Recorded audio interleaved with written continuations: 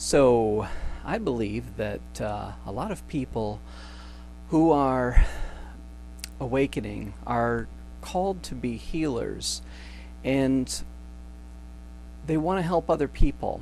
And a lot of times this just comes from within.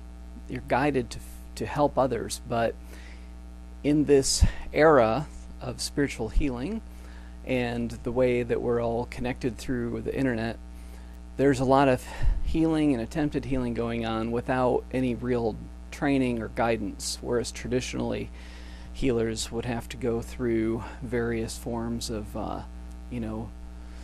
educational or learning from a master in the spiritual realm and so forth. So I wanted to share some ideas that I've learned from being trained as a therapist, and hopefully these will help both the healer and help them be more effective with clients as well. I became acutely aware of how the downside of being a counselor early on when I was being trained at Arizona State in their Master of Counseling program. There was a supervisor I had as we were first undergoing some observational training where we would be watched through a one-way mirror and see how we interacted with clients and so forth.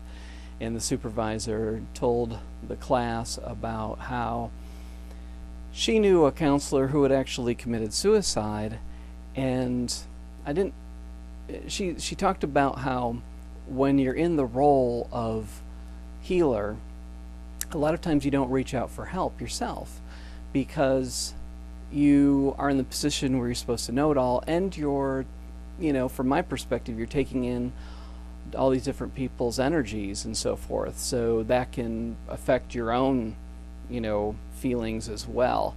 And so a lot of times people who are in that traditional counselor role, they don't have a good support network, and a lot of their human contact is actually with their clients.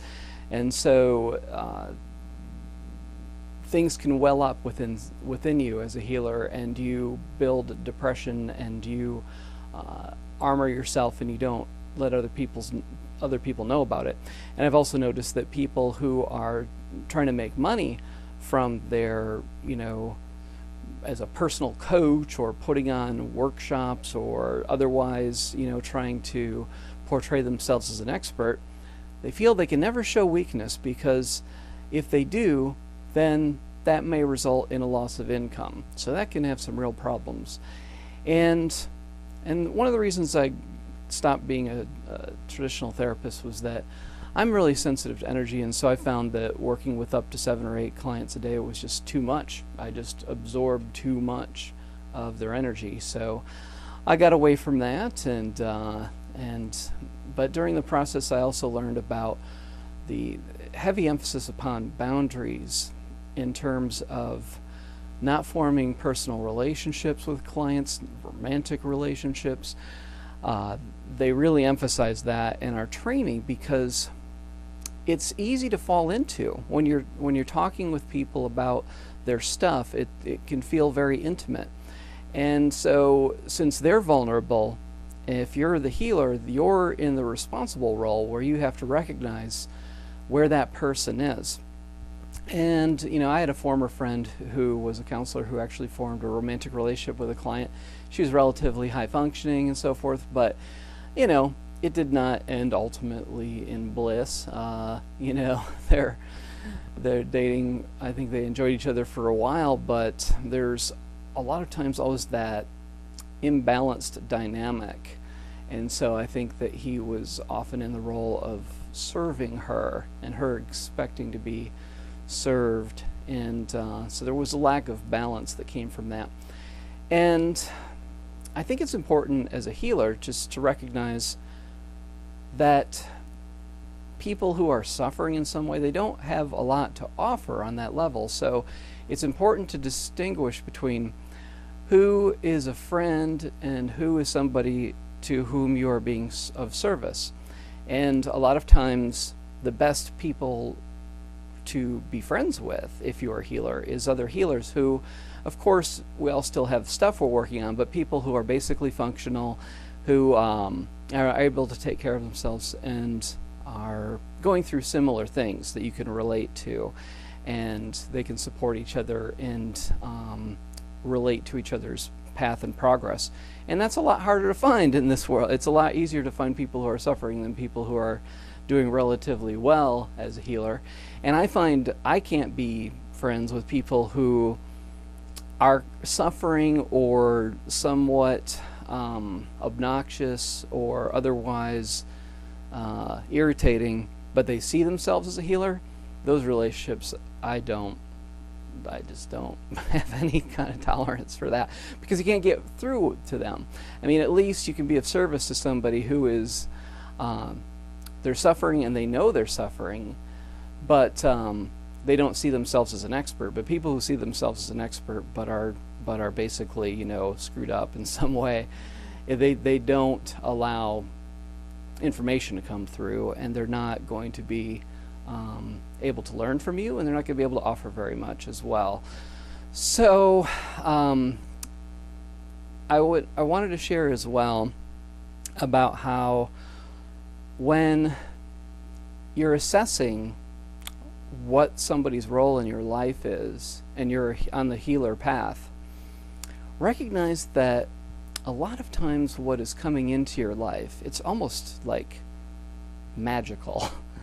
How their issues, what they're dealing with, are going to relate somehow to whatever is unresolved within you.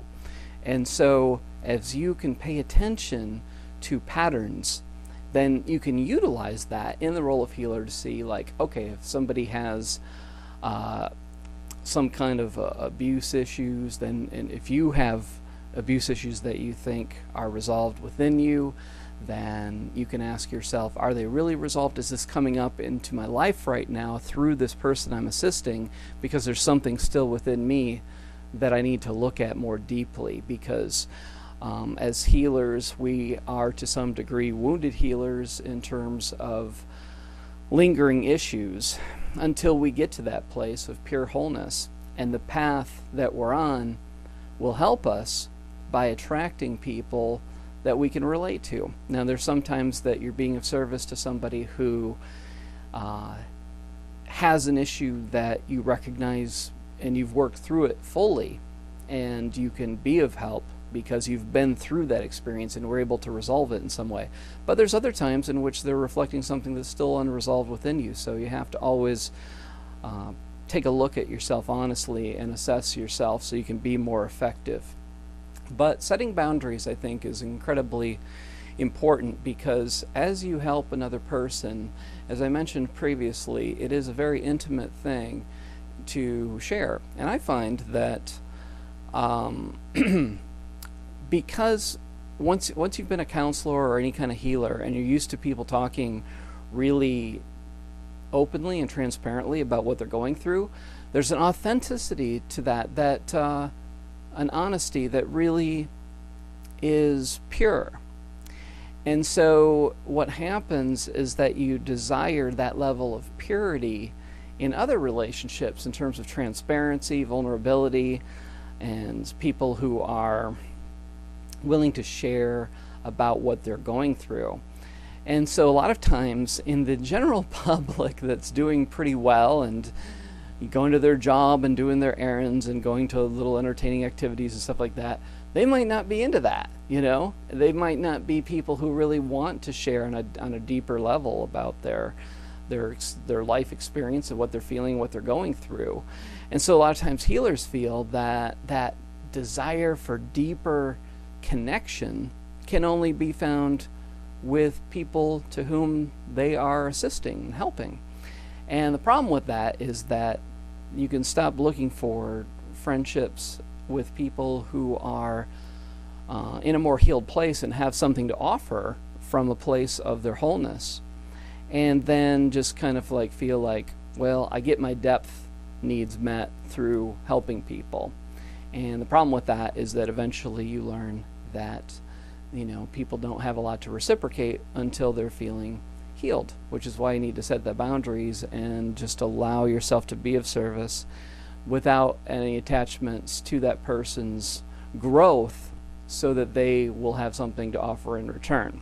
You have to find other relationships in life, and even if you have one good relationship with someone else in your life who is whole and healed for the most part, then that could be enough to sustain you. So those are some thoughts for healers on setting boundaries, taking care of yourself, and making sure that you don't get drained by the process or consistently disappointed by expecting people to be able to reciprocate when they're really in a place of need and suffering.